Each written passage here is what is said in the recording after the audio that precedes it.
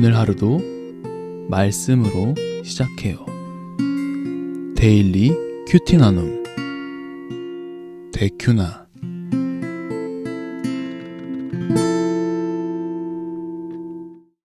하나님 아버지 감사합니다. 오늘 하루도 주님의 말씀으로 시작합니다. 주여, 당신의 말씀에 우리가 순종하며 나아갈 수 있도록 인도하여 주옵소서. 예수 그리스도의 이름으로 간절히 기도드렸습니다. 아멘. 여호와께서 모세와 아론에게 말씀하여 이르시되, 나를 원망하는 이 악한 회중에게 내가 어느 때까지 참으랴. 이스라엘 자손이 나를 향하여 원망하는 바 그 원망하는 말을 내가 들었노라. 그들에게 이르기를, 여호와의 말씀에 내 삶을 두고 맹세하노라. 너희 말이 내 귀에 들린 대로 내가 너희에게 행하리니 너희 시체가 이 광야에 엎드러질 것이라. 너희 중에서 20세 이상으로서 계수된 자 곧 나를 원망한 자 전부가 여분네의 아들 갈렙과 눈의 아들 여호수아 외에는 내가 맹세하여 너희에게 살게 하리라 한 땅에 결단코 들어가지 못하리라. 너희가 사로잡히겠다고 말하던 너희의 유아들은 내가 인도하여 드리리니 그들은 너희가 싫어하던 땅을 보려니와 너희의 시체는 이 광야에 엎드러질 것이요 너희의 자녀들은 너희 반역한 죄를 지고 너희의 시체가 광야에서 소멸되기까지 40년을 광야에서 방황하는 자가 되리라.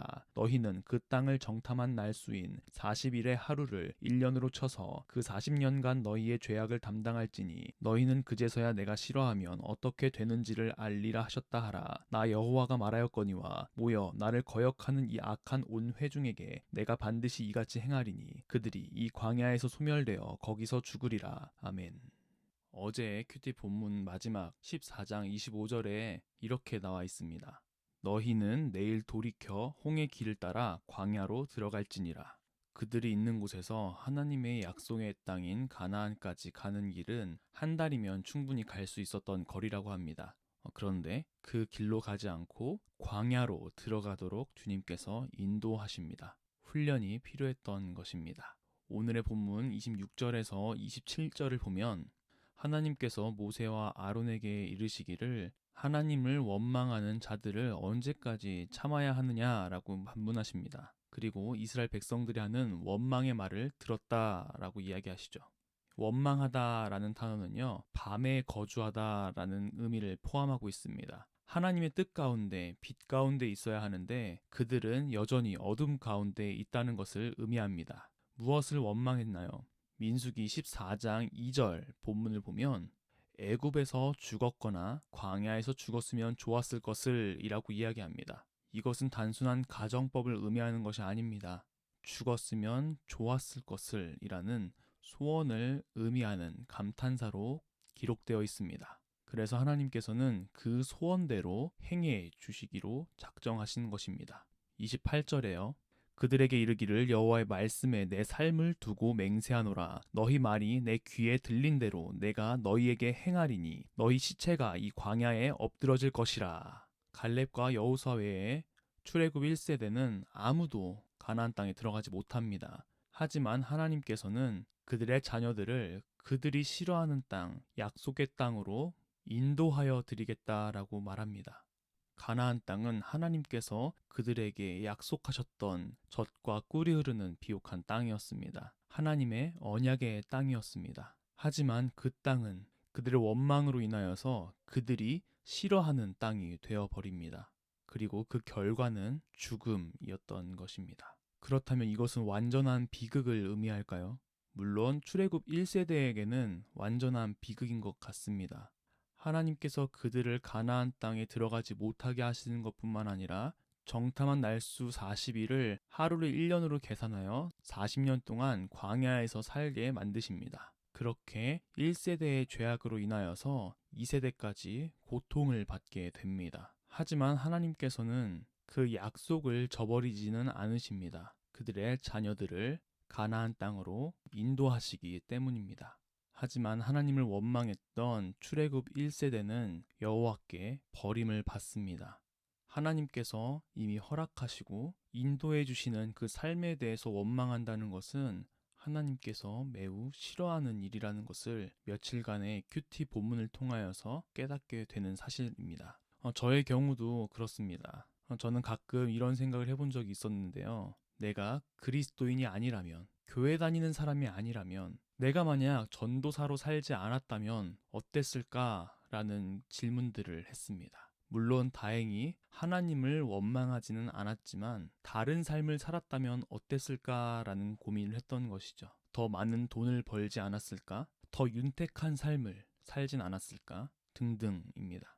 그런데 이런 생각을 다시 되돌아보면 그 마음의 동기는 결국 하나님의 뜻에 반하는 데에 있었습니다. 물론 하나님께서 돈과 명예와 같은 것들을 우리에게 허락하지 않으신다라는 것을 의미하는 것이 아닙니다. 돈과 명예가 목적이 된다는 것이며 하나님보다 세상의 것들이 먼저 된다라는 것입니다. 그것은 바로 우상 숭배죠. 하나님께서 제일 싫어하시는 행위입니다.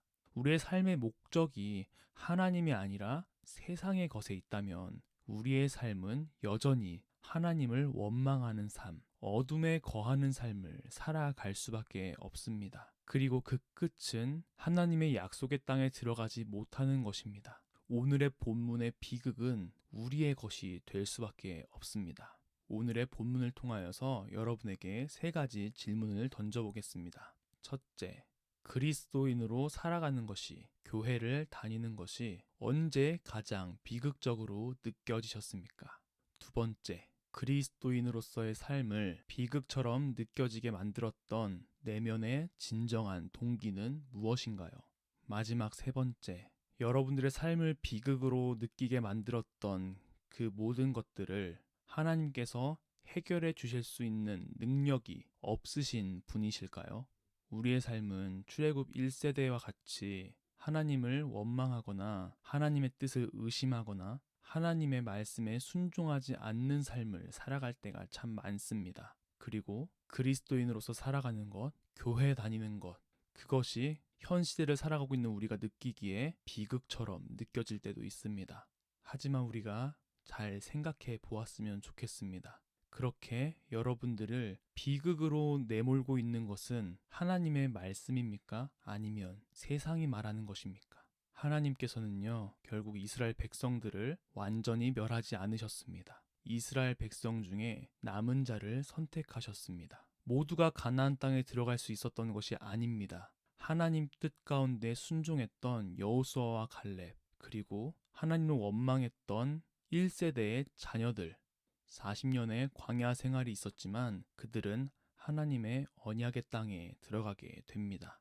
여러분은 하나님의 땅에 들어가는 삶을 살고자 하십니까? 이사야 28장 5절 말씀입니다. 그날에 만군의 여호와께서 자기 백성의 남은 자에게 영화로운 면류관이 되시며 아름다운 화관이 되실 것이라. 아멘. 오늘 하루도 하나님의 아름다운 화관을 쓰시는 여러분들이 우리 모두가 되었으면 좋겠습니다. 기도하겠습니다. 하나님 아버지, 오늘 하루도 이렇게 말씀하여 주셔서 감사합니다. 우리가 우리의 삶을 더 이상 원망하지 않고 하나님께서 인도하시는 그 삶을 감사함으로 살아가며 주님께서 이루실 일들을 기대하는 그런 우리가 될 수 있도록 인도하여 주시옵소서. 감사합니다. 예수 그리스도의 이름으로 간절히 기도드렸습니다. 아멘.